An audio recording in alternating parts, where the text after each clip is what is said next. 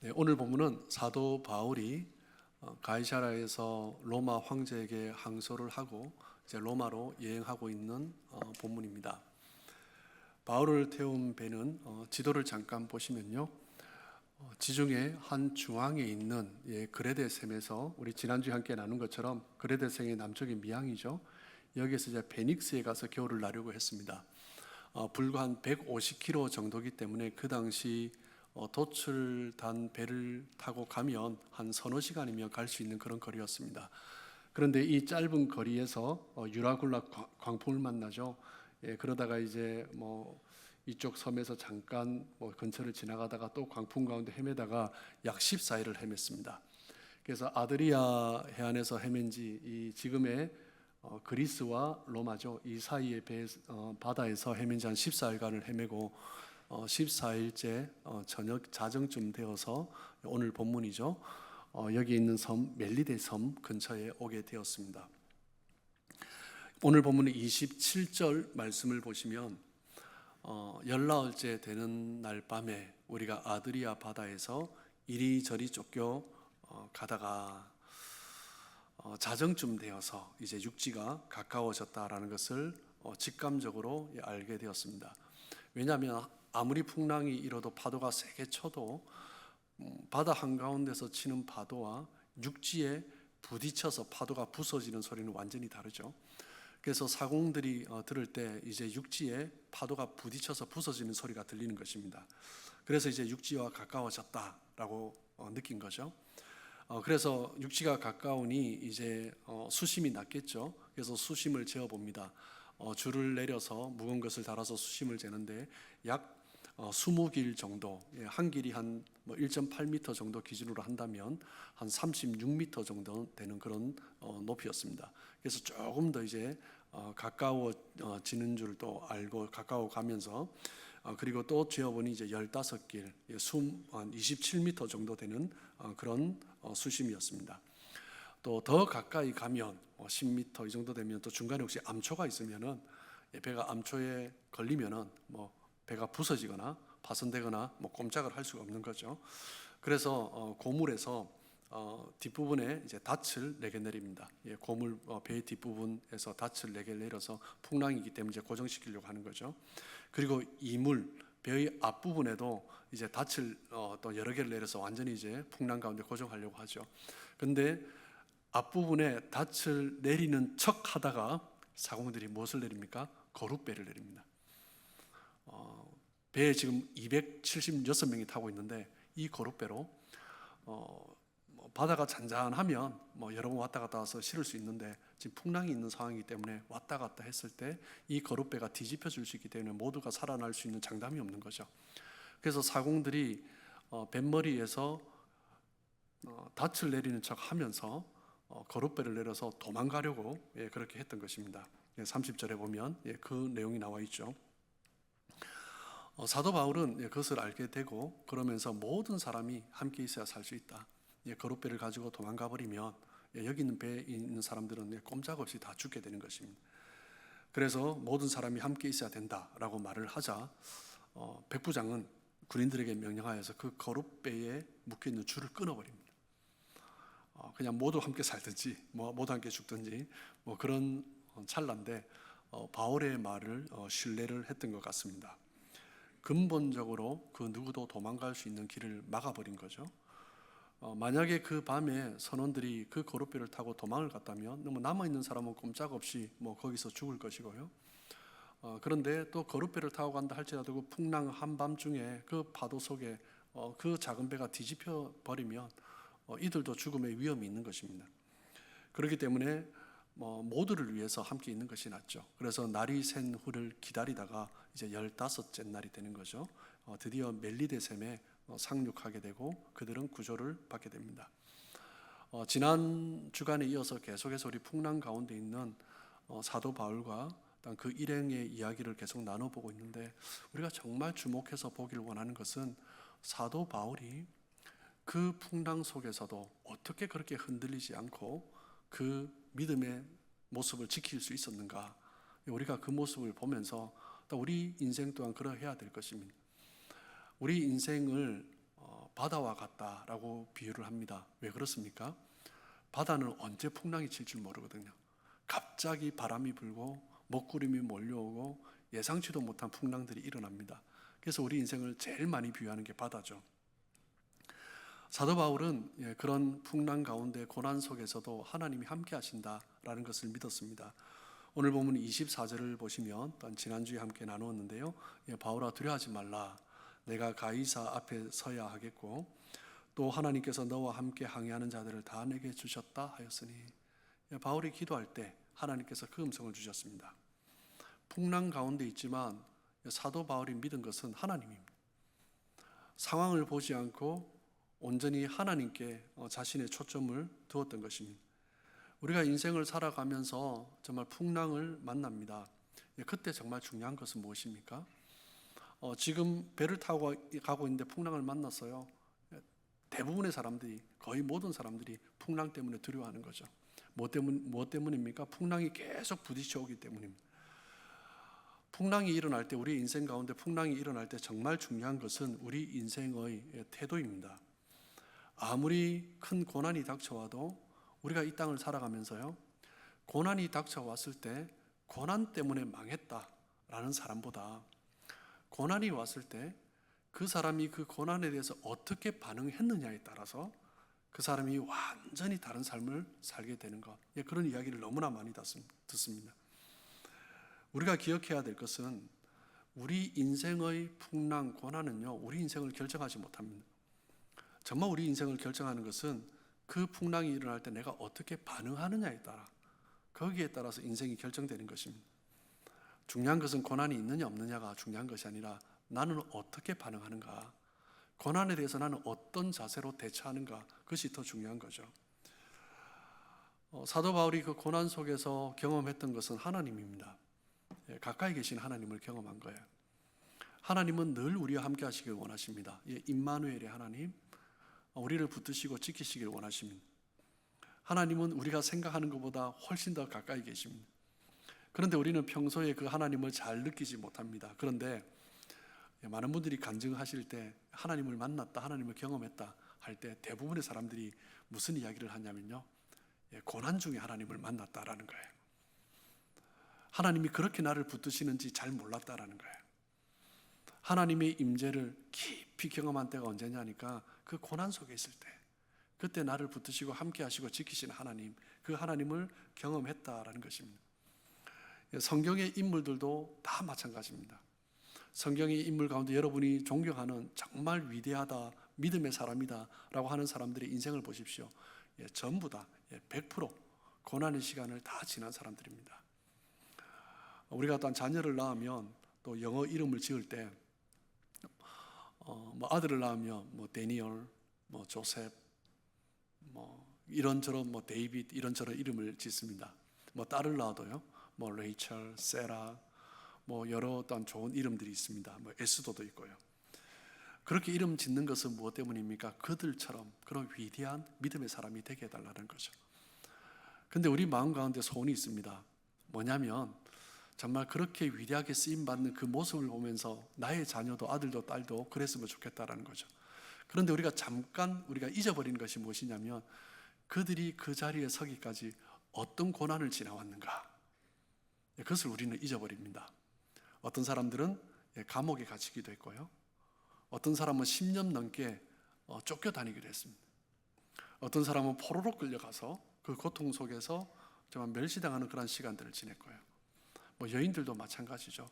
포로로 또 아이를 낳지 못하는 그런 오랜 세월을 지나면서 또한 시기 질투 가운데서 그 시간들을 지냈습니다. 성경의 위인들처럼 우리가 기도하는 것, 그렇게 되게 해달라고 기도하는 것 참 중요한데, 우리가 잊지 말아야 할 것은 고난을 만났을 때 어떤 모습으로 그 고난을 지나가야 하는가, 우리가 그것을 기억해야 하는 것입니다. 하나님께 쓰임받은 사람들의 공통점 무엇입니까? 고난을 잘 통과했다라는 것입니다. 때로는 그들이 고난의 시간이 지날 때 원망하기도 하고 불평하기도 하고 또 좌절하기도 하고 낙심하기도 했습니다. 하지만 다시 일어서서 하나님이 어떤 분인지 돌아보면서 그 고난의 시간이 나에게 유익이다라는 것을 돌아보면서 믿음의 사람으로 세워진 거죠. 그렇기 때문에 고난이라는 것은 위대한 사람을 만들어내는데 필수적인 요소입니다. 영양분입니다. 고난의 시간을 얼마나 지나갔느냐에 따라서 그 사람이 얼마나 더 성숙한 사람이 되어가는가. 저도 사람을 만나면서 대화를 해보지만 고난의 시간을 지난 사람과 고난의 시간을 경험하지 못한 사람과의 대화를 해보면 인생의 깊이가 다릅니다. 어떤 문제를 부딪힐 때 그것이 다릅니다. 어려운 과정을 하나하나 지나가면서 자기 자신이 성숙해지는 사람이 있습니다. 그런데 가장 안타까운 경우가 언제냐면 고난의 시간을 지나면서 그냥 원망하고 불평하는 시간들로 지나는 거예요. 고난의 시간을 지나면서 그냥 자기 자신의 처량함을 그냥 한탄하면서 지나가는 거예요. 아무것도 남지 않습니다. 그냥 그 인생이 너무나 힘들고 지쳐 보이는 거죠. 힘들고 지쳐 보이는 인생, 다른 사람들을 품지 못하는 인생들의 공통점은 뭐냐면 고난의 시간을 자신의 삶의 영양분으로 만들지 못한 거예요. 우리의 삶 가운데 고난이 모든 사람에게 반드시 있습니다. 어떤 사람은 그 고난을 자신을 성숙시키는 영양분으로 삼는 사람이 있고, 어떤 사람은 그 고난을 불평거리로, 원망거리로 만든 사람이 있습니다. 여러분의 삶의 자리에 어떤 고난이 있고 어려움이 있다면 분명한 것은 하나님께서 허락하셨다라는 거예요. 하나님께서는 하나님의 백성들에게 아무 뜻 없이 고난을 주지 않으십니다. 하나님께서는 우리에게 더 멋진 일들을 하도록 하기 위해서 고난을 허락하시는 거예요. 고난을 통해서 인생이 어떤 삶이어야 하는가 더 깊이 새롭게 깨달으면서, 그리고 그 시간들을 통하여서 나에게 고난이라고 생각했던 이것이 오히려 다른 사람을 섬기는 기회가 되는 거예요. 상처받은 치유자라는 헨리 나운의 책처럼 고난의 시간을 지난 사람, 그 상처를 경험해 본 사람은 그 고난 가운데 있는 사람을 섬길 수가 있는 거죠. 그렇기 때문에 하나님께서 나에게 어떤 어려움의 시간을 지나게 하실 때 그것을 통해서 나를 성숙시켜 주시는 것, 그리고 나를 통해서 또 다른 사람을 세우고 공동체를 세우는 것, 그것을 꿈꿀 수 있는 것입니다. 이제 유라굴라 강풍의 그 시간들을, 오랜 밤을 낮밤 없이 그냥 먹구름으로 온 짙은 세상 속에서, 풍랑 속에서 헤매다 이제 드디어 백부장과 군인들과 선장도 선주도 바울의 말을 듣기 시작합니다. 풍랑이 위험이 있다. 그 미항에서, 그레데스의 미항에서 출항하자고 했을 때, 그 풍랑 때문에 가면 위험하다라고 말을 했을 때 사람들이 바울의 말에 귀 기울이지 않았지만, 바울을 오히려 멸시하고 무시했지만, 이제는 그 결과로 인하여서 14일간의 풍랑을 지나면서 이제는 백부장까지, 선장, 선주까지 바울의 말에 순종하는 것입니다. 그 배 안에 명령자가 누구입니까? 바울이 된 거죠. 사도 바울이 이제 육지가 가까워진 상황에서 이제 음식을 먹자라고 합니다. 그동안 풍랑 속에 먹기도 쉽지 않았고, 또 얼마나 버텨야 될지 모르니까 음식을 그냥 원하는 대로 먹을 수도 없었습니다. 그래서 사도 바울이 이제 음식을 먹자라고 하는 거죠. 배불리 먹고 이제 나머지 이제 배를 더 가볍게 하고 육지에 가까워졌으니 그렇게 하자입니다. 276명 백부장뿐만 아니라 사람들이 모두가 바울의 말에 순종했습니다. 우리가 분명히 기억해야 될 것은, 우리가 폭풍우를 지나가고 있다 할지라도 여전히 우리가 하나님을 신뢰하고 그 자리에 있다면 우리를 반대하던 사람들, 우리를 멸시하던 사람들, 무시하던 사람들조차 우리의 의견을, 우리의 뜻을 따르는 역사가 일어난다는 거죠. 그런 삶 되시길 주님의 이름으로 축복합니다. 사도 바울은 또한 그 고난 가운데서 우리가 정말 잊지 않고 붙들어야 할 것은 무엇이냐면, 그 풍랑 속에서도 바울은 감사했다라는 것입니다.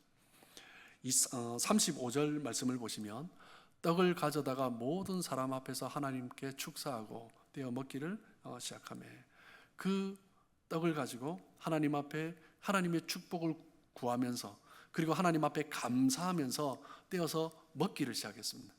누가요? 바울이 모든 사람 앞에서 먹기 시작했습니다. 그리고 사람들에게 나누어 먹겠습니다. 36절을 보시면, 그때 그들도 다 안심하고 받아 먹으니. 바울이 지금 풍랑이 있는 바다 위에서 떡을 가져다가 하나님 감사합니다 하면서 먹는 거예요.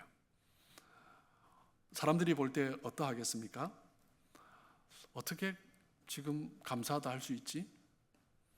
지난주도 말씀드렸지만 안심하다라는 단어가 헬라어로 유트메오라는 단어인데, 가장 그 당시에 많이 쓰인 이 단어의 뜻이 뭐냐면 즐거워하다, 기뻐하다라는 거예요. 그리고 용기를 얻다라는 뜻입니다. 마음이 평안해지다, 이것은 그 다음 이제 따라오는 뜻이고요. 바울이 기도하고 감사하는 모습을 보면서 주변 사람들이 용기를 얻기 시작하는 거예요. 마음 가운데 잃어버렸던 소망, 기쁨, 즐거움 다시 회복되기 시작하는 것입니다. 무엇을 보면서요? 바울이 떡을 가져다가 하나님 앞에 감사하고 그 얼굴 보니 기쁨으로 기대에 찬 모습으로 먹고 있는 거예요. 사람들이 생각하는 거죠. 어떻게 감사할 수 있지? 어떻게 이런 상황에서 저렇게 맛있게 먹을 수 있지? 사람들이 그 모습을 보면서 큰 감동을 받았을 것입니다.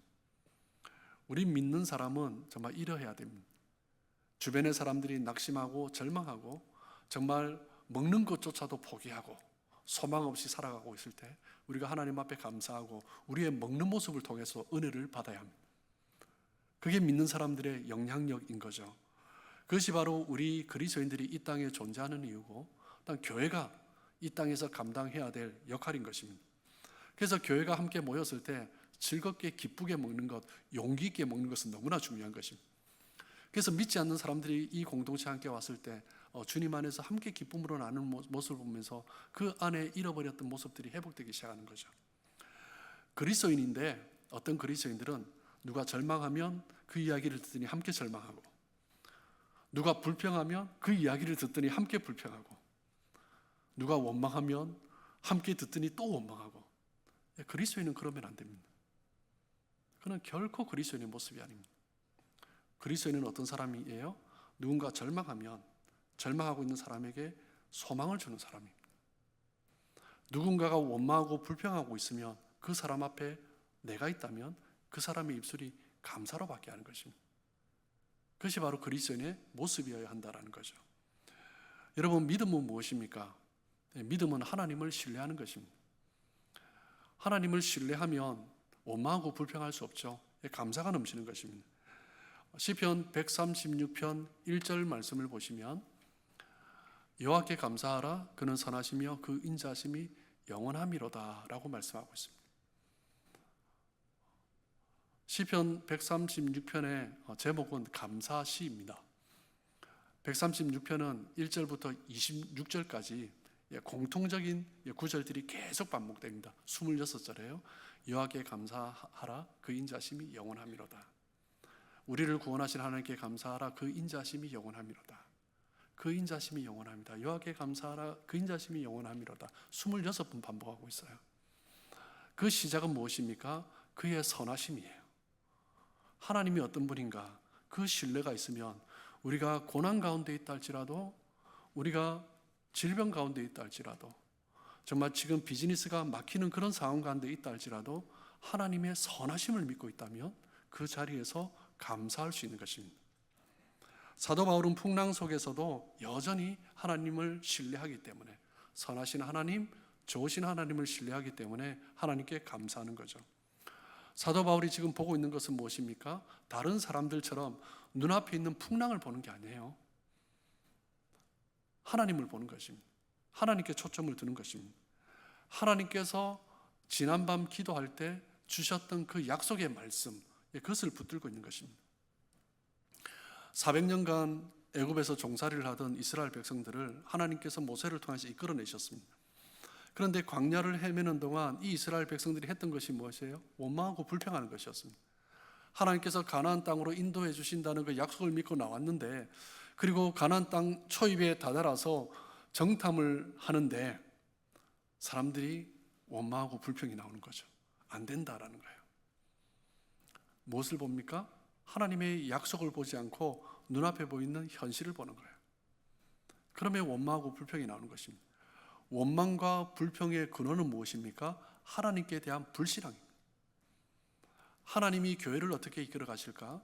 하나님이 나의 삶을 어떻게 이끌어 가실까? 그 하나님의 선하심을 믿으면 그렇게 원망하고 불평할 수 없습니다. 하나님의 약속에 대한 믿음이 없으니 원망과 불평이 나오는 거죠. 지금은 당장 어렵고 힘들지만 하나님의 약속은 반드시 이루어진다라는 확신이 없으니 기다리지 못하는 것입니다. 데살로니가전서 5장 18절 말씀을 보시면 범사에 감사하라. 이것이 그리스도 예수 안에서 너희를 향하신 하나님의 뜻이니라 라고 말씀합니다. 여러분, 범사에 언제나 어디서나 어떤 상황에서도 어떤 일이 일어나도 감사할 수 있는 사람은 어떤 사람입니까? 그리스도 예수 안에서 하나님의 뜻에 대한 확신이 있는 사람. 그 사람이 범사에 감사할 수 있습니다. 즉 어떤 상황에서도 하나님께 초점을 맞추는 거예요. 아무리 상황이 악화되었다 할지라도 변함없이 하나님께 초점을 맞추는 사람, 그 사람은 감사할 수 있는 것입니다. 그런데 하나님을 신뢰하지 못하면 어떻게 됩니까? 자꾸 주변 환경이 보이는 거예요. 문제가 보이는 거예요. 풍랑이 보이는 거예요. 관계 속에서 어려움이 보이는 거예요. 비즈니스가 잘 안 되면 그것이 보이는 거예요. 물질이 재정이 들어오지 않으면 그것이 보이는 거예요. 하나님을 보지 않고 그것을 보기 시작하면 말 속에 그냥 원망이 나오고 불평이 나오는 것입니다. 그것이 바로 광야에서 이스라엘 백성들의 모습이고, 또한 우리가 하나님께 초점을 두지 못할 때 우리 안에 나오는 그 어리석은 죄된 인간의 모습인 것입니다. 하나님은 신실하신 분이시고 좋으신 분이시고 선하신 분이시고 인자하신 분이시다. 그것에 대한 확신이 있으면 어떤 상황에서도 어떤 문제 속에서도 언제나 어디서나 감사할 수 있는 거죠. 그렇게 하나님의 선하심과 인자심을 확신하면서 늘 감사하시는 여러분 되시길 주님의 이름으로 축복합니다. 그리고 사도 바울이 흔들리지 않고 살아갈 수 있었던 또 중요한 한 가지가 있습니다. 그것은 무엇이냐면 바울에게는 언제나 믿음의 동력자들이 있었다라는 거예요. 고난의 상황 가운데서도 풍랑 가운데서도 사도 바울이 흔들리지 않았던 것은 함께 하나님을 신뢰하면서 그 길이 어떤 길이라 할지라도 함께 그 길을 믿음으로 걸어갔던 사람, 하나님께서 앞서 세우신 바울을 또 신뢰함으로 정말 어떤 길을 가든지 반드시 하나님께서 이끌어 가실 것이다, 그 길을 신뢰하면서 함께 걸어갔던 사람, 그 사람들이 있었기 때문입니다. 바울이 어렵고 힘들 때마다 함께한 믿음의 형제들이 있었습니다. 로마서의 마지막 장 16장을 보면 사도 바울이 그동안 전도 여행을 하면서 참 감사했던 사람들의 이름을 하나하나 언급을 하고 있어요. 언급을 하는데 37명의 믿음의 동력자들의 이름을 언급합니다. 이 사람이 나에게 어떻게 했고, 그리고 내가 어떻게 힘을 얻었고, 내가 용기를 얻었는가, 그 이름들을 언급합니다. 사도행전 오늘 본문 27장 2절에 보면 아리스다고라는 사람이 함께했다라고 또 기록을 하고 있습니다. 이 아리스도고라는 사람은 골로새서 4장 10절에도 기록이 되어 있는데 뭐라고 기록되어 있냐면요, 나와 함께 갇힌 아리스다고라고 기록을 합니다. 무슨 의미입니까? 감옥에 같이 들어간 거예요.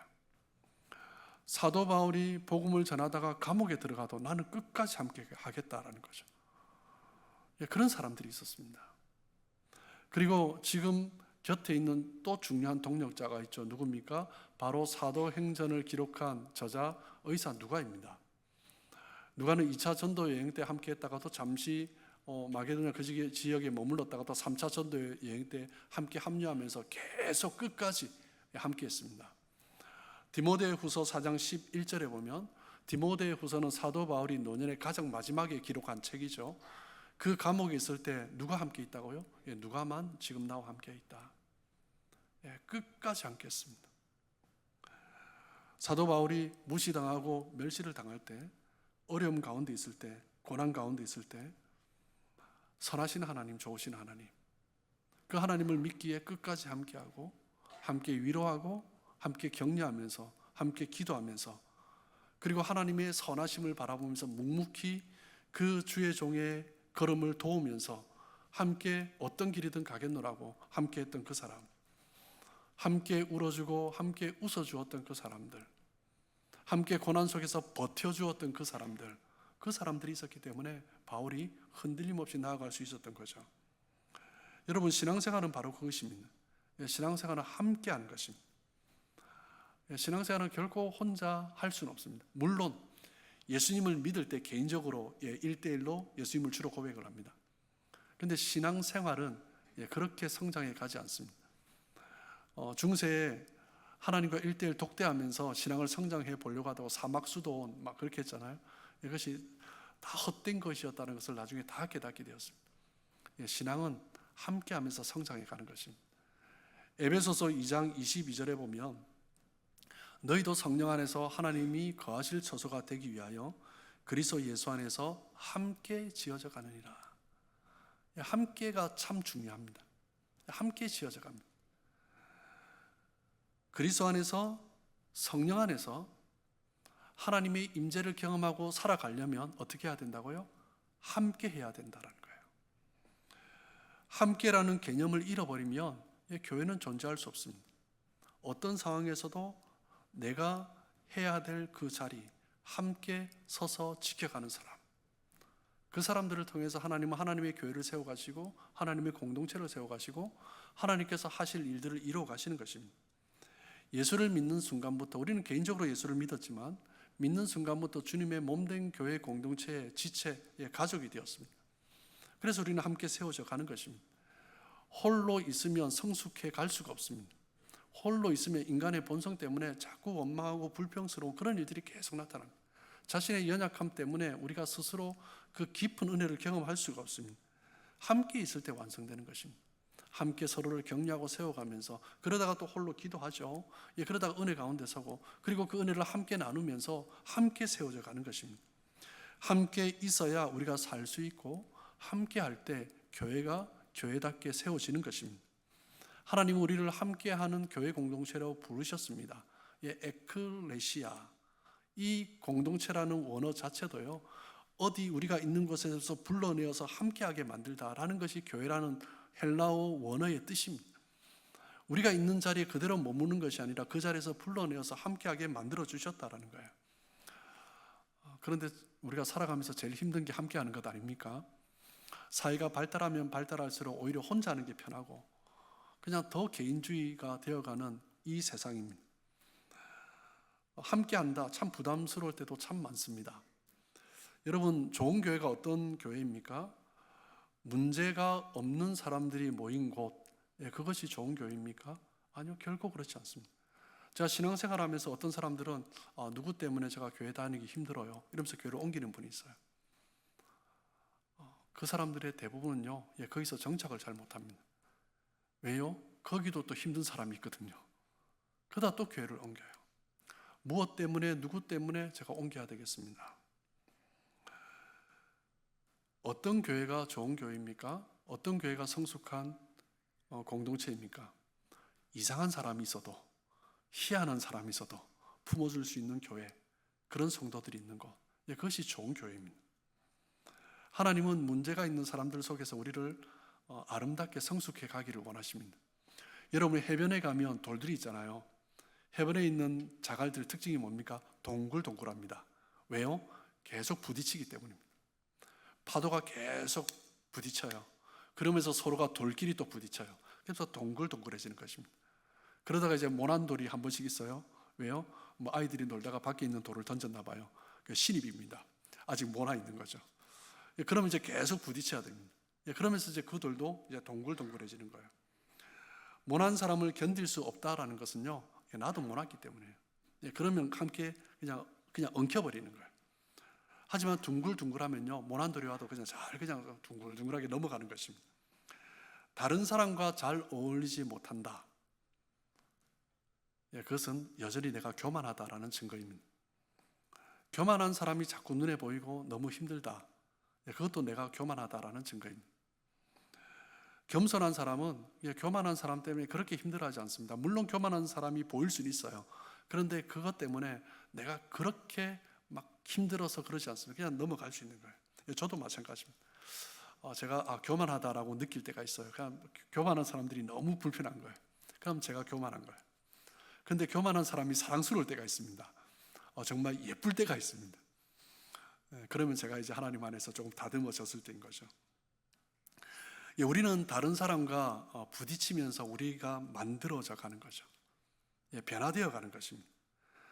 때로는 인간이기 때문에 여전히 연약하기 때문에 실망하기도 하고 또 힘들어하기도 하지만 또 자신의 모습을 돌아보면서 참 내가 원래 이런 존재지 하면서 또 나 자신을 다듬어 가는 것입니다.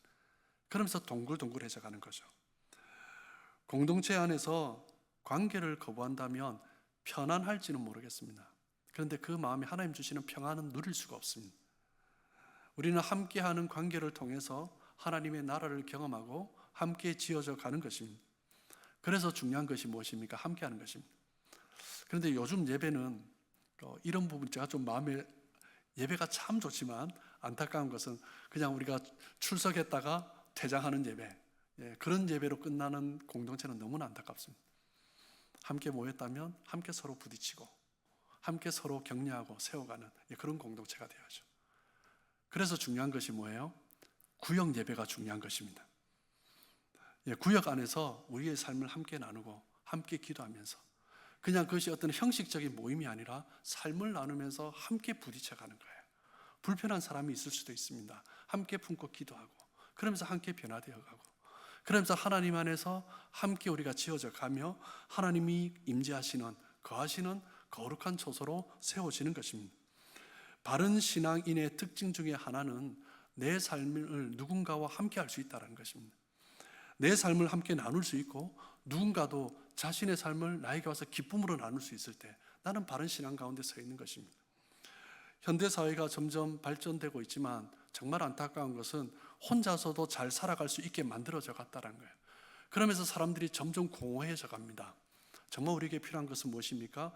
사회가 발달하면 발달할수록 문명이 발전하면 발전할수록 우리에게 필요한 것은 우리의 마음을 함께 나눌 사람이 필요한 것입니다. 그래서 나도 함께 나눌 수 있고 누군가가 나에게 기쁨으로 와서 나누고 있다면 신앙생활 잘하고 있는 것입니다. 우리의 문제를 근본적으로 해결할 수 있는 방법은 이 세상에 없습니다. 교회가 바로 그것입니다. 함께하는 성도들이 있을 때 여러분은 아무리 친한 친구라 할지라도 세상 친구는요 정말 우리의 문제를 위해서 기도해 줄 수 없어요. 그런데 교회 공동체는요 함께 기도하고 함께 그 제목을 하나님 앞에 올려드리는 것입니다. 그렇기 때문에 그리스도의 공동체를 통하여서 함께 하나님의 생명을 함께 누리면서 은혜를 받으면서 그 하나님의 사랑 안에서 능력을 회복하고 치유와 하나님의 그 임재하심을 경험하고 기쁨으로 살아갈 수 있는 것입니다. 그리스도인들은 홀로 존재하지 않고 서로 연결되어 함께 헌신하며 하나님의 뜻을 이루어가는 것입니다. 공동체 안에 있을 때 내 영혼이 살고 공동체를 함께 세워갈 때 하나님께서 기뻐하시는 일들을 이루어갈 수 있는 것입니다. 나와 동일한 길을 걷고 있는 성도가 함께 있다. 신앙생활하면서 그만한 축복이 없습니다. 그 사람이 옆에 있다는 것은 그 존재만으로도 위로가 되고 힘이 되는 것입니다. 내가 인생 가운데 어려운 고비를 만났을 때 풍랑 가운데 있을 때 더욱더 그런 마음이 드는 거죠. 여러분, 여러분의 곁에는 누가와 아리스도하고 같은 사람이 있습니까? 여러분 누군가에게 내가 누가로서 아리스도로서 그렇게 여러분은 함께 헌신하면서 걸어가고 있습니까? 하나님의 나라를 위하여서 하나님의 나라의 밭을 갈기 위해서 내가 누군가와 함께 멍에를 지면서 내 혼자 내가 원하는 것이 아니라 함께 멍에를 지면서 그 밭을 갈며 함께 가는 그 사람이 있습니까? 우리에게 가장 중요한 것은요 하나님의 뜻을 이루어가는 것인데 그 하나님의 뜻을 이루기 위해서는 함께 해야 된다는 거예요. 우리가 그것을 꼭 기억해야 됩니다. 사랑하는 성도 여러분, 우리의 삶에는 여전히 어려움이 있습니다. 우리 인생은 바다를 항해하는 것과 같습니다. 어느 순간 또 풍랑이 일어나고 바람이 불면 파도가 막 세게 일어나기 시작합니다. 금세 먹구름이 앞을 가리고요. 그때 우리가 하나님을 붙들지 못하면 어디로 갈지 몰라 망망대해를 헤매기 시작하는 거죠. 그때 우리가 붙들어야 할 것이 하나님의 뜻입니다. 하나님의 존재입니다. 하나님이 우리에게 주시는 것은 어떤 것도 허투루 주시는 것이 없습니다. 고난을 주셔도 분명한 하나님의 뜻이 있습니다. 하나님께서는 하나님의 백성들이 고난 당하는 것으로 끝나기를 원치 않으십니다. 그 고난을 통해서 더 성숙해지고 더 깊어지기를 원하시는 거죠. 그래서 하나님께서는 고난의 이후에 우리를 통해서 정말 하나님께서 하고 싶어 하시는 일들을 드러내시는 것입니다. 하나님의 백성들은 하나님을 더 깊이 만나며 성숙해져 가야 하는데, 그러기 위해서는 때로는 깊은 고난이 필요한 거죠. 여러분의 삶의 자리에서 폭풍우 가운데 지나가고 있다 할지라도 여전히 그 자리에서 하나님을 신뢰하시고, 그리고 함께 하시는 하나님, 더 좋은 곳으로 이끄실 하나님을 감사하면서, 그리고 옆에 있는 동력자들과 함께 그 길을 걸어감으로 정말 주님의 때에 정말 아름답게 귀하게 쓰임받는 우리 모든 성도님들 되시길 주님의 이름으로 축복합니다.